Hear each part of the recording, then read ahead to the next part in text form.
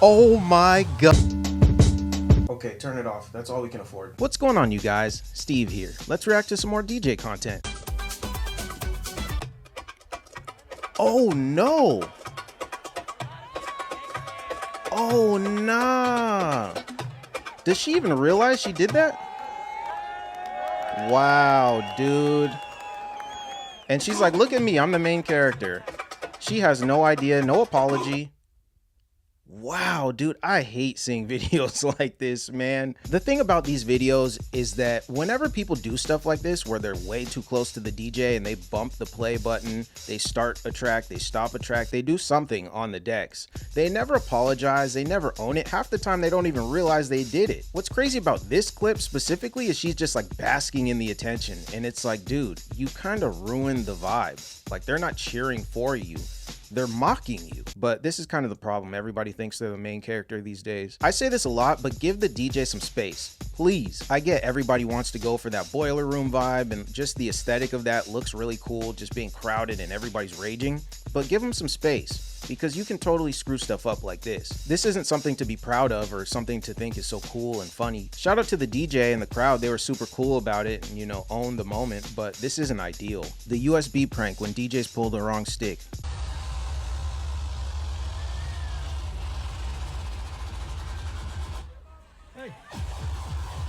Oh my god. Oh my god. Oh no. You could see the absolute terror in his eyes. Like, his heart sank. My heart sank. I was like, yo, did he really ruin this set? That's crazy. I'm not gonna lie to you guys. I've been DJing for a long time. I've been using CDJs for a long time. And whenever I'm playing a set and I'm opening for somebody else and it's time to eject my USB, I get that little spike of anxiety when I'm trying to eject like this. This is nightmare fuel. You guys let me know in the comments if you're scared of this happening to you. I would not be happy if somebody did this to me. It's funny considering, you know, it's just a prank, but yikes, if that really happened, that'd be all bad, dude. So tell me, you have experience?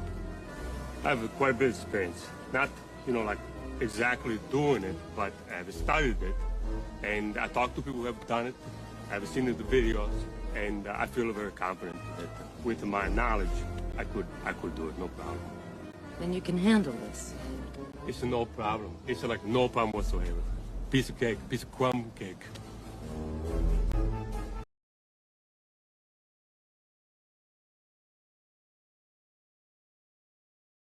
Let's just read the comments. Let's just read the comments. I don't even want to say anything. Let's just read the comment. This person said it's funny because it's true. Come on, people. What are we doing? Up your rate and define what makes you better than all the newbies. While I agree with this, the problem on a local level anyways is that a lot of these clubs, bars, and promoters don't want to pay out. That's why in the past 5+ years, we've been seeing all these DJs coming out of the woodwork. They learned how to DJ yesterday, but they're getting more bookings than people who've been doing it for 5, 10, 15, 20+ years. The top priority for a lot of these companies is to minimize your expenses and maximize profits. So nowadays we're seeing a lot of these bars and clubs that are opting to get the cheaper option rather than the most qualified option. That's not me gatekeeping and saying if you've been DJing since the pandemic, you're not allowed to have a career or ever attempt to book gigs or anything, but this is the harsh reality of the scene right now. In a lot of cases, lowballing is what gets you more bookings than your actual qualifications, on a local level anyways. Honestly, I think it's really strange. When it comes to those bigger experiences like festivals and stuff like that, the requirements are so egregious and just way out there. But on a local level, the bar is in hell. The standard for DJ booking on a local level is very low. It boils down to how cheap you are and who you know, unfortunately. So yeah, upping your rate and saying, oh, it's going to be $20K to book me at this dive bar, that's not going to get you very far these days. I have 14 years experience, but this is how it feels pitching to a larger club that you obviously want to expand to. Literally what I just said. How much is this going to cost me and how many people can you bring in? If you're pretty new to DJing, your mixing skills probably aren't where they should be, and you know a lot of people, like you can bring a crowd, you're gonna get the gig. Some people don't have a problem with this, as I've seen in my comments. Some people don't care about the mixing, it's just about the vibe and just breathing the same air as other people. But there's other people who care about the integrity of the art. DJs that consistently play a lot of shows are broke. That is definitely an opinion. If we're talking festival DJs and people who tour, they're clearing a bunch of cash. That's not true. But if we're talking local DJs, local bands, local artists, for sure, they might be going through it. Something I've observed, something that I've heard from other DJs in my local scene, is that a bunch of people who are actively booking every single day of the week, They're doing it for hookups. They're doing it for free drinks. They're not getting paid that much. The optics aren't everything. Just because you see somebody who's always promoting some gig on their Instagram story doesn't mean they're always out here getting it.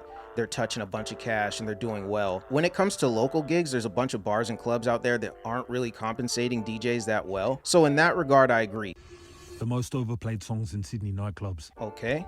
Yeah, by Usher. Yeah, that's pretty burned out. This is how we do it. Ayo. Yeah. Nelly, for sure. Sean Paul. It's 2025 and we're still listening to this. Get over it already. I don't like that. Golly, you guys.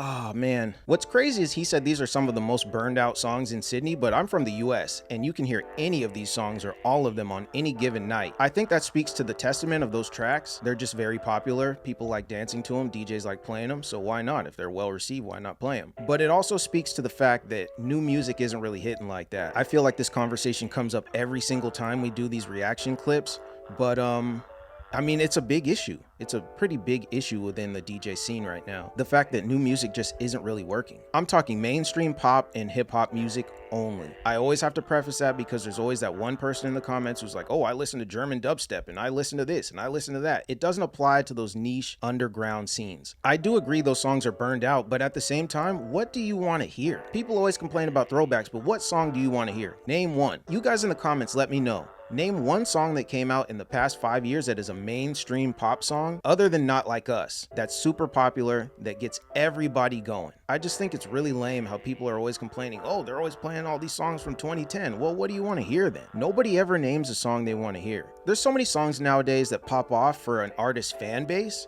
but outside of that bubble, they don't work. Everything is algorithm based. Everybody doesn't have the same experience with these songs. A song can change your life and mean everything to you, but your best friend might not even know that artist exists. And that's the problem with this new music. It's not even that it's bad, it's just not universal. People don't know a bunch of this stuff and they only dance to stuff they know. That social conditioning matters to a lot of people. They don't even realize they're being conditioned to just only like stuff they know, things they're familiar with. Should opening DJs be free to play hard? Or is that still breaking the code? Really quick, I just want to say thank you to all of my subscribers for participating in a poll I took this week. I actually wanted to get your takes on this rather than give my own. I can still give my own, but I really just wanted to kind of get like a little heat check from you guys. Before I say anything, let's just check out that poll and let's read some of your comments. Make sure you subscribe because I'm going to keep involving you guys in the future. So it looks like we got over 100 votes and 47% of people said give it everything you've got within reason. 36% said it depends on the situation. 10% say keep it chill, it's just vibe etiquette. And 7% said forget the headline or skill issue. You guys got to be trolling in that 7%. There's no way. For me, I'm in the middle. I think it depends on the situation, and I also think you should go as hard as possible within reason. I don't think you should be playing sleepy time music just because you don't want to outshine the headliner. But at the same time, if you're opening for like a big house guy, maybe don't play those new dubstep IDs you have. I say it's circumstantial because I played on tour with a handful of notable rappers and DJs. I recently played support for Pluko and Louis the Child. I've also played support for A$AP Rocky and A$AP Mob. I've opened for Vince Staples, Habstract, ATLians. I've worked with a decent amount of artists and I'm very grateful for those shots. That being said, each one of them had different qualifications and different things that they wanted from me. When it came to A$AP Mob specifically, those guys did not care what I played. They wanted me to play bangers. Their manager came to me before the show and he told me, hey, go as hard as you want. They like when you play their tracks. As long as it's not in their set list, you can run through all the A$AP tracks. I asked their manager, hey, do they have any type of beef with anybody? Like, is there songs they don't want played? He was like, they don't care. Play all of it. They love it. They want to hear the new A$AP. They want to hear this. They want to hear that. Drop all of that. So with that gig, it was just gas from doors open. I played a 2-hour set before they came out and it was just all heat. That show was amazing. I had a great time. Those guys are super chill. I made a video about that experience and I'll link that one below. I've also opened for some festival DJs and those guys do not want anybody opening for them playing any type of gas. It's the complete opposite. With those guys, most of the time, they just want you to play like super chill house music. Even if they're playing bass music, they want their openers to play house. In some of those situations, it was pretty disappointing for me because I like the headliner. I also produce bass music. I play bass music. So when I got those opportunities, I wanted to play bass music. Let's check out your comments. Play your set in a way that sets the other DJ up for success. I don't think you should go super hard or go way out of the format. Oftentimes I'll see opening DJs that will go super left field for their final song and they're just kind of like, screw it. I'm done. I'm out of here. This is your problem. I don't care. And that's not very nice. This totally depends on the show and the level of the headliner, as well as individual goals. I agree. You can't just tell people, oh, play sleepy time music, don't have any type of ambition or aspirations for your own career. You gotta dumb yourself down because this guy headlining is more famous than you. Like, that's not always the case. It is heavily context specific with so many factors to take into consideration. That seems to be the consensus. It boils down to what's expected of you and just following the format. Silent discos are cursed. Oh no. What the heck is going on? I've actually played a silent disco before. I wouldn't do it again, but I have played one. It's an interesting experience. I would recommend everybody at least try it once. This one looks super cracking though. There's a bunch of people there and that guy's just screaming like a madman. That's funny, bro. I guess that's all I got for this one. You guys let me know what you think in the comments. As always, I appreciate you guys and I'll catch you in the next one.